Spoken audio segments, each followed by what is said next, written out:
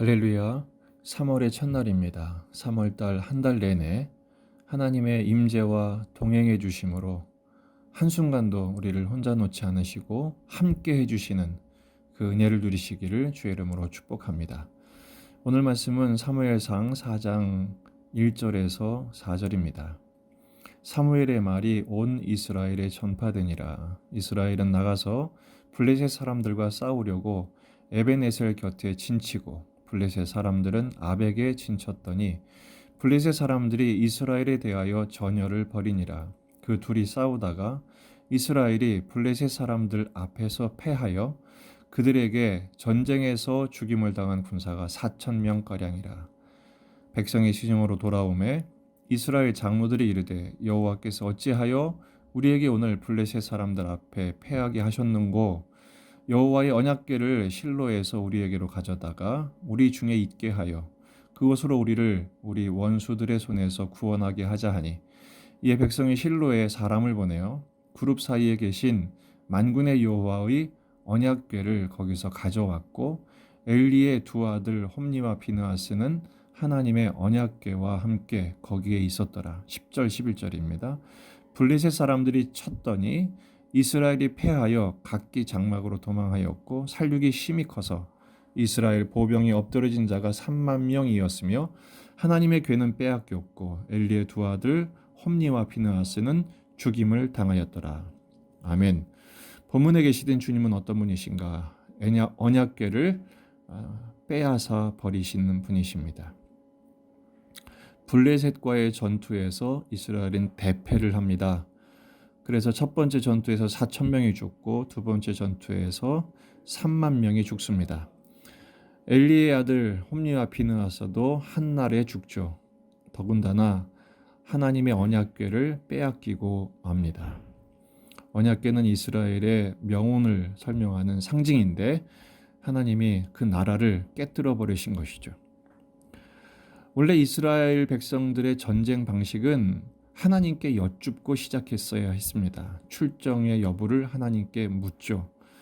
사사시대조차도 하나님께 전쟁하기 전에 묻는 장면이 나옵니다. 근데 오늘은 하나님을 묻는 장면이 없습니다. 본문에 나오지 않아요. 다시 말해 전쟁에 다급한 현실 앞에서 하나님의 이끄심에 대한 절차를 생략해 버리고 만 것이죠. 결국은 블레셋 앞에 크게 집니다. 4,000명이 죽게 된 것이죠. 하나님이 패하게 하신 것입니다. 이스라엘 장로들이 어찌하여 우리를 패하게 하셨는가 고민을 하다가 그들 나름대로 해법을 찾습니다. 바로 실로의 하나님의 장막에서 언약궤를 가져오자 한 것이죠. 근데 여러분 원래 언약궤 앞에 나가는 것이지 언약궤를 가져오는 게 아닙니다. 신명기 12장 5절 오직 너희의 하나님 여호와께서 자기의 이름을 두시려고 너희 모든 지파 중에서 택하신 곳인 그 계실 곳으로 찾아 나아가라 이렇게 되어 있어요. 하나님께 나가야 되죠. 근데 그 하나님의 언약궤를 전쟁이 급하니까 전쟁터로 가져온 것입니다. 바로 신앙을 자기의 목적을 위한 수단화시킨 것이죠. 전쟁의 승리를 위한 도구로 언약궤를 전용시켜 버린 것입니다. 하나님은 더 이상 경외의 대상이 아니고 이스라엘의 현실적인 필요를 채우기 위한 목적과 그 방법, 수단으로 전락시켜 버린 것입니다. 언약궤가 진영에 들어오자 온 이스라엘은 환호를 합니다. 땅이 울렸다, 진동했다 이렇게 되어 있어요. 종교적인 열광주의죠. 하지만 결과는 어떻게 됐습니까? 3만 명이 패하여 전사합니다. 홈니와 비느하스도 죽고요.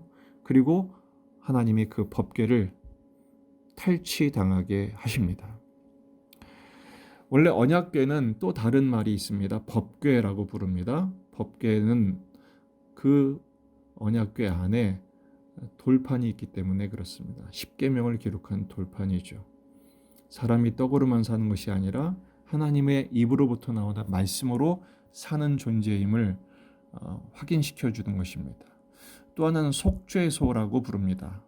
그 언약궤의 뚜껑이 그룹이 있고 피를 묻히게 하는, 피가 흐르게 하는 그 장치가 되어 있어요.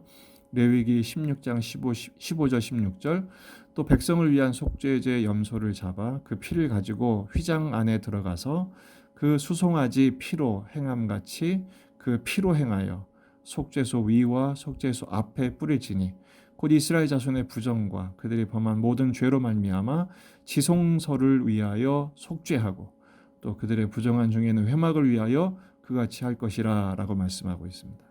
이스라엘의 죄악을 희생 제물의 피로 깨끗하게 하여서 하나님의 하늘의 은혜가 이스라엘 전체에 흐르게 하는 방법으로 허락하신 것이죠. 그래서 이 속죄소를 시은좌, 은혜가 시작하는 곳으로 그렇게 부르기도 합니다. 근데 이스라엘은 그 언약궤에 담긴 의미는 생각하지 않은 채 부적같이 전쟁에 쓰려고만 했던 것이죠. 하나님에게 그것은 큰 죄가 되는 것입니다. 그래서 아예 언약궤를 뺏어버린 것이죠. 홈리와 비느하스가 죽습니다. 바로 하나님을 경외하지 않고 하나님을 향한 예배를 멸시한 죄를 죽이신 거예요. 사람을 죽인 것뿐 아니라 그들의 죄까지도 죽이신 것입니다. 오늘 말씀을 통해서 우리가 적용해야 될 것은 첫 번째는 하나님의 언약궤를 향한 참된 신앙을 회복해야 됩니다. 그렇게 하려면 어떻게 됩니까? 바로 믿음을 수단화시켰던 우리의 우상들을 꺾어야 합니다. 이스라엘은 놋뱀조차도 우상화했어요. 그래서 열왕기하 18장 4절을 보면 그 놋뱀조차도 깨뜨려 버리게 하시죠. 느흐수단이라고 불렀잖아요. 그러니까 여러분 철저하게 깨뜨려야 합니다. 깨뜨리지 않으면 깨뜨림을 당하게 됩니다. 하나님이 이 이스라엘 나라를 깨뜨리시잖아요. 법궤를 빼앗아 버리십니다. 여러분 말씀을 빼앗기면 그 인생은 답이 없습니다. 하나님 앞에 있는 모든 기회를 하나님의 말씀을 받는 기회, 하나님의 말씀의 은혜를 힘입는 기회로 삼기 위해서 내 속에 여전한 우상을 깨뜨려야 합니다. 그렇다면 내 속에 그 우상의 실체는 무엇일까요? 바로 육신의 정욕, 안목의 정욕, 이생의 자랑입니다. 홈리와 비느하스는 이 자기 자신에 있는 우상 때문에 하나님 섬기는 일에 실패했고 하나님을 예배하는 일을 멸시해 버렸죠. 그래서 죽임을 당하지 않았습니까? 죽이지 않으면 죽임 당합니다. 갈라디아서 5장 24절 25절 그리스도 예수의 사람들은 육체와 함께 그 정욕과 탐심을 십자가에 죽여버렸습니다. 못 박아 버려야 합니다. 나를 죽여야 합니다. 만일 우리가 성령으로 살면 또한 성령으로 행할지니 그랬습니다. 본능대로 사는 것이 아니라 탐욕대로 사는 것이 아니라 성령의 인도하심, 성령의 감동하심, 성령의 지도하심대로 살아가는 것이 하나님의 백성의 삶의 방식인 것이죠. 그렇습니다. 하나님의 언약궤를 따라가십시다. 어제 우리가 주일 받은 말씀, 낯선 길을 가는 방법이 뭡니까? 언약궤를 따라가는 것이다. 말씀을 따라가는 것이다 그랬습니다. 이번 한 달도 우리는 한 번도 경험해 보지 못한 순간들을 또 맞닥뜨리게 될 것입니다.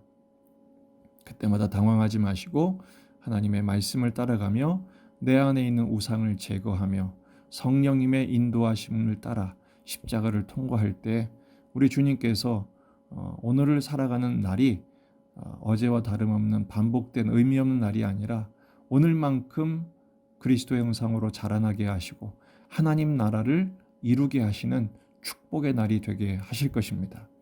언약궤를 뺏기지 마십시오. 말씀을 뺏기지 마십시오. 말씀을 나의 것으로 삼으시고 그 말씀대로 순종하며 날마다 그리스도의 형상으로 말씀 안에서 빚어져가는 저와 여러분이 되기를 주의 이름으로 축복합니다.